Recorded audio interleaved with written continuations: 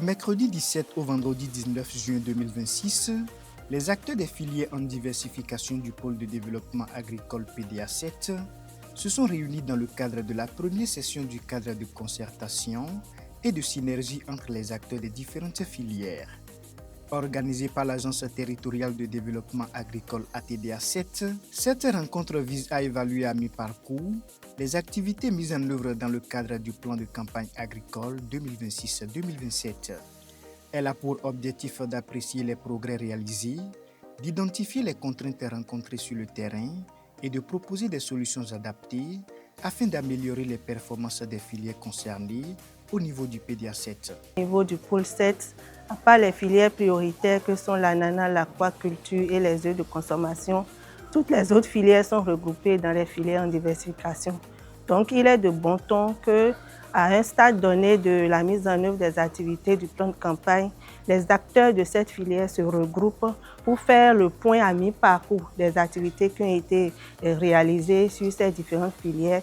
Et pour cette session-ci, nous avons décidé de faire le cas de concertation concernant les filières palmiers à huile, la filière arboriculture fruitière qui est en plein essor au niveau de notre pôle et la filière riz. Cet exercice que nous faisons deux fois par an nous permet d'apprécier le chemin parcouru, mais aussi de partager nos expériences et de connaître les difficultés que chaque acteur. Vous savez, quand les acteurs se retrouvent, ça permet de ressortir la matière essentielle, les grands axes et les actions sur lesquelles on pourrait se concentrer pour avoir de très bons résultats dans l'accompagnement des filières. Les résultats enregistrés dans la filière palmier à huile affichent une progression encourageante. À la fin de cette première session de concertation, quand nous avons fait le point des activités menées,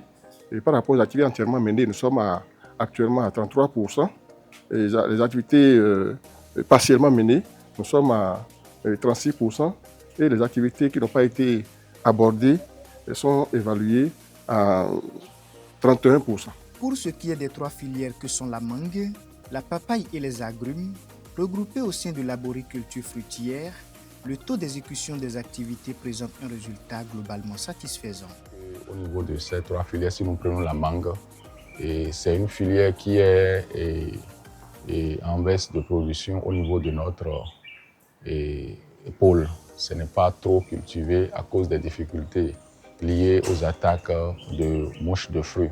Et concernant la filière agrumes, nous avons eu une production de 89% par rapport à la prévision de cette année. Maintenant, au niveau de la filière papaye, qui est bien développée au niveau du pôle, précisément dans le département de l'Atlantique, nous avons atteint aussi un taux de 84% par rapport aux prévisions liées à la production.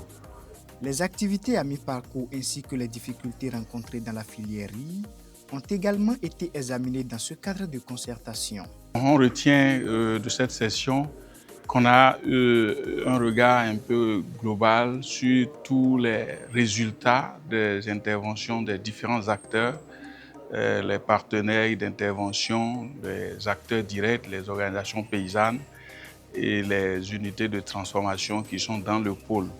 Voilà, donc nous avons passé en revue leur planification respective, les activités réalisées, les écarts observés. Et puis nous nous sommes fait une idée également des grandes contraintes, les difficultés qui sont rencontrées au cours de la période. Au cours des travaux, plusieurs communications spécifiques ont été présentées par les différents acteurs et structures d'appui afin d'identifier les principales difficultés rencontrées sur le terrain. Au cours de la session aussi, nous avons accordé la parole aux différents représentants des organisations afin qu'ils présentent les différentes activités qu'ils ont réalisées à mi-parcours et les difficultés qu'ils rencontrent. Face à ces contraintes, plusieurs recommandations ont été formulées en vue d'une meilleure mise en œuvre des activités prévues pour la campagne agricole en cours et l'atteinte des objectifs de la production fixés pour la filière. Les acteurs repartent après une évaluation à mi-parcours jugée constructive.